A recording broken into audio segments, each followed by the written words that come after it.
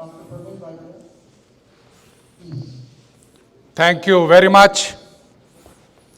It is always a pleasure to come back again and again to Jaipur. Thanks, Dr. Chawla and team. In next 10 minutes, I would love to pass on only one message, and that is, it's all about finding the calm in the chaos. If I am able to pass that message on, my job is done. Today, I have been assigned this topic of strategies to prevent recurrences in laparoscopic groin hernia repair, and I bring greetings from Sir Gangaram Hospital and Bhatia Global Hospital. In God, we trust. All others must bring data. And in this presentation, my outline, can we have the pointer? Yeah. In this presentation, my outline will be know thy anatomy well.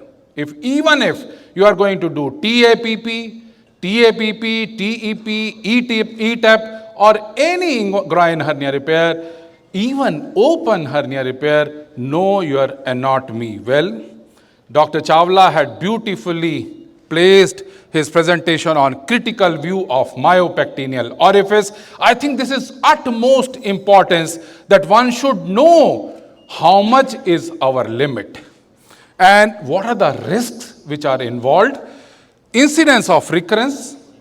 Is recurrence predictable? What I mean to say that when somebody is operating a hernia patient, definitely we can tell that this patient may have recurrences also. If, for example, if the size of the mesh is less or if the dissection has not been done adequately, then the chances of recurrence are very high. And is recurrence preventable? Again, I would give a lot of attention to psoas muscle and iliacus muscle and the nerves which are present and the neurovascular bundles. So make sure that we know our anatomy very well, and I am not going into the details of this excellent presentation of critical view of myopectineal orifice, but I would love to stress here that dissection has to cross the midline. This is the midline. So if we are doing the right-sided inguinal hernia, we should dissect approximately 1.5 to 2 centimeters across the midline. One. Second is that we should always make sure that we are making a space between the pubic ramus and the bladder, because when the bladder gets distended, the mesh inferior margin should not go rolled up, and that will be the cause of the medial most recurrence. And as we are moving laterally, please do not miss the femoral hernia. And as we go further laterally, we should always never ever touch the vas and the vessels. We should peritalize them, and the peritoneum, the inferior margin of the peritoneum has to be taken care of. And now we have graduated ourselves from TAPP to ETAP to now, even if, for example, we are doing bilateral inguinal hernias, then also we do the ETAP rather than the TAPP or TEP. But again, I would emphasize, especially here, that please do not become a TEP man or TAPP man or ETAP man or a Lichtenstein man. One should know the anatomy and one should know all the techniques. And in this situation, why did we go from ETAP, from TEP to ETAP? Because of the enhanced view. Definitely when we make the port under vision, that means opti view, eyes don't lie, we make the space seeing from a distance. And when we make the space from a distance, then we are able to create such a space. It is said like that, and in this article also it is presented like this, that you should be able to make such a marsupial that even the kidney transplant kidney can also be easily placed. What I mean to say, most important is dissection. So once we have done the complete dissection of the direct, indirect, femoral, obturator on one side and on the contralateral side, and then we should be able to place in the mesh of at least 15 by 12. I would show you the literature in which they say that 15 by 10 is at least, but according to us, 15 by 12 is minimum. And if it is a large direct defect, if it is a large indirect defect, then it is a better idea to place in maybe 15 by 15 size mesh, or even bigger than that, 17 by 12 size mesh. Again and again, please make sure when we are dissecting, then we should make that follow the white, and you are always right. That means the pubic bone, pubic ramus, Cooper's ligament, peritoneum, and then you are taking the direct sac away into the direct defect, and then one should always lay much stress onto the inferior margin of the mesh when we are laying it. Why? Because if the peritoneum goes underneath the inferior margin of the mesh, then only the early recurrence will definitely be there. So we should be careful about that. And I would request my younger colleagues to go into the international guidelines, in which the beautiful concept is that many societies have been contributing, and then this current concepts of inguinal hernia repair has come, and in this one can note that following primary inguinal hernia repair, 11% of all patients suffer from a recurrence. So even now, if 11 to 13% patients suffer from recurrence, then one should know the answers. If the recurrence is there, if the previously open repair has been done, then do TEP or TAPP. If previous laparoscopic repair has been done, then do the Lichtenstein. धुन बदल के तो देखो. What I mean to say, change the way you will attack the field. But if now we get the patients in which previously open surgery has been done, then TP has been done, and still recurrence is there, we are definitely, you can see in this patient, what is this mesh indicating? This mesh is indicating that the medially the surgeon had not gone, the inferiorly also the dissection had not been done properly, and that is the way, that is the reason the recurrence has occurred. So if these kind of situations are there, when after TEP, after open surgery, if we get these kind of patient, then definitely we offer the TAPP. That is the reason we always say that one should know all the techniques. And once we do the dissection, many times we will not be able to find the peritoneum exclusion. We will have to take the mesh down and then place another mesh, and that will ultimately complete the job. And such kind of situations are not less. We are having such kind of situations a lot, and our thinking is that these demand a lot of expertise. Please, in the initial phase of our career, we should not take these situations. And again, when we are laying down the mesh, please make sure that we are covering the defect by around 4 to 5 centimeter. We are making it overlap in the midline, crossing the midline, and the inferior margin of the mesh should remain at the same place. Whether one has to de-roof. Now in this situation, can you imagine, previously the mesh has been placed, but again the defect is there, and it is the medial most recurrence which is commonest. Whether we do laparoscopic, whether we do by open method, again and again, please cross the midline so that when we are covering the defects, then the chances of recurrence are reduced to minimum. And this requires definitely lot of dissection. And Dr. Anil Sharma had beautifully presented about the incidence. And we can appreciate here that TEP still has a recurrence of 0.0 to 3.5%, and TAPP has 1 to 4.3%. There are definitely patient-specific risk factors and surgeons' risk factors. Again, I am not going to blame the patient for this, but again, we should always learn from our mistakes that if we do not follow the patient for long, it has been reported that 40% of the recurrences are present in first 5 years, and Again, with Lichtenstein, with TAPP, with TEP, if one follows long term, if the surgery has been done nicely, then definitely there is not much of a recurrence rate difference. Again, when we are taking the direct defect or the indirect defect, we should take the direct defect in and put it onto the Cooper's ligament so that seroma formation and recurrence is less. And for indirect also, we should make attempt that we do not leave much of the direct defect behind.